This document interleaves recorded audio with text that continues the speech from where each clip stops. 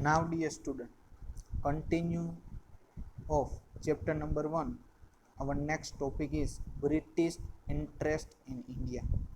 During the reign of Queen Elizabeth of England in the year 1600 CE, the British established the East India Company.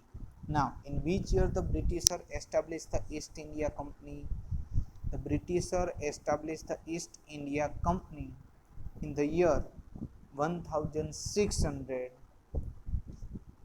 This company belongs to the merchant who want to increase their wealth by undertaking the trade with India. Why this company was to be established? This company was to be established into the England under the Queen Elizabeth for the purpose regarding with trade with the India. The first British ship arrived in India at the port of Surat in the year 1608. Now what happened there, dear student? The first ship of the British came to the India in the port of Surat in the year 1608. And who was the captain of that ship? Captain W. Hawkins. Who is that? Captain W.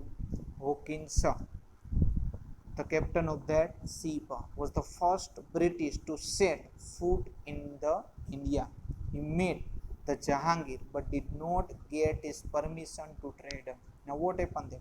In 1608, the Captain Hawkins met the Jahangir, but Jahangir did not give the permission to the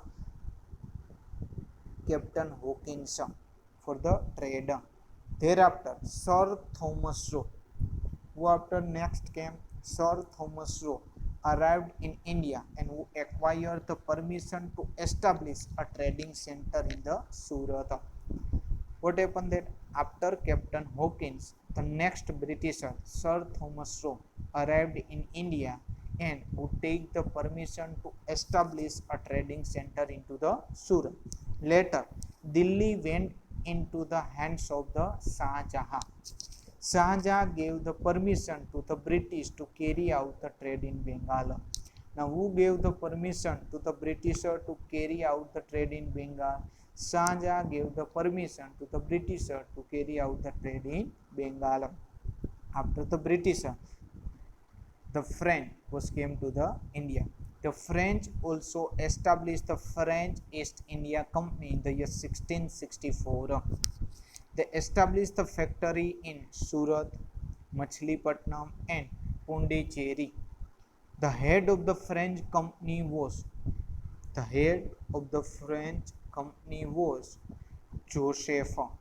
Joseph Francisco Dupleix.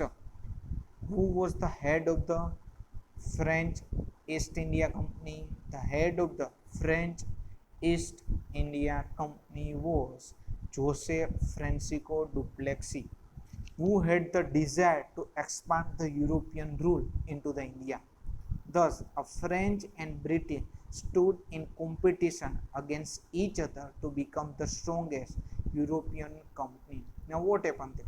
French, British, all came from the European nation. Now, French versus British, both are doing the competition for expanding their trading into the India.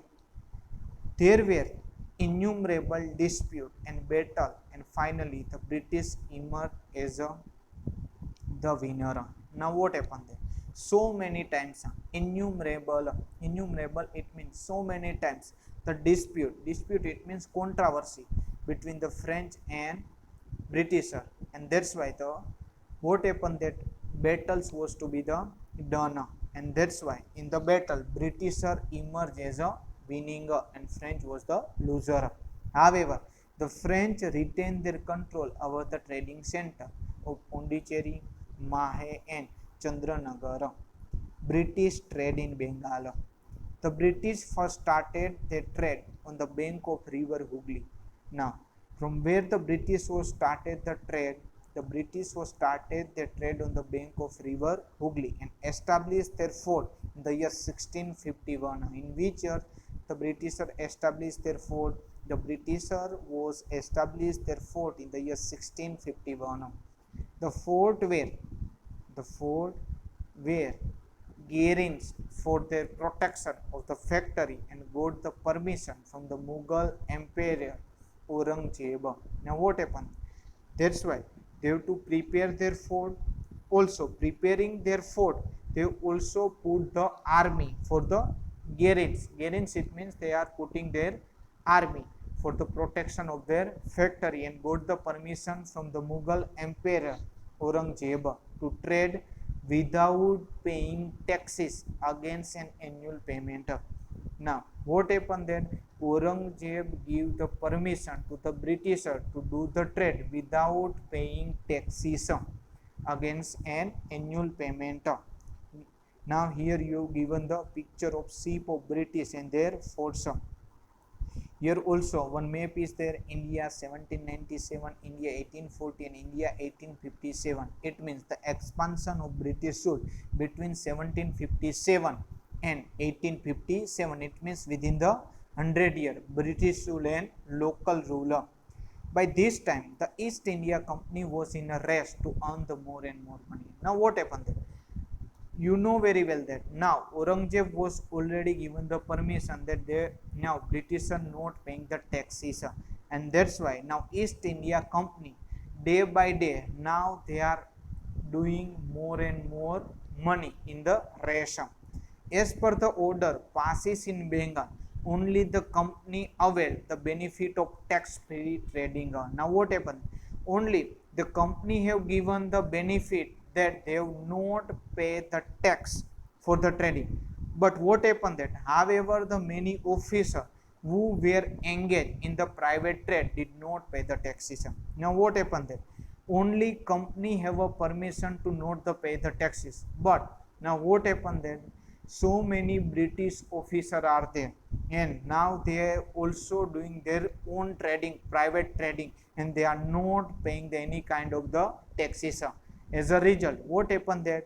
The income generated from the tax collection in the Bengal reduced. Now what happened that whatever the income was to be generated for the collection of the tax in the Bengal, now in the reduced, which is turn was opposed by the Nawab of the Bengal. Now what happened that Nawab of the Bengal was disappointed for this kind of the activity. And who was the Nawab of Bengal at that time? The Murshid Ali Khan. This dispute kept on recurring even during the time of Ali Vardi Khan. Now this dispute was increasing during the time of Ali Vardi Khan also. After the Ali Vardi Khan, his son Siraj Uddola. Who is the son of Ali Vardi Khan? The son of the Ali Vardi Khan is Siraj Uddola took the charge of the Bengal and he got involved into the major battle with the British.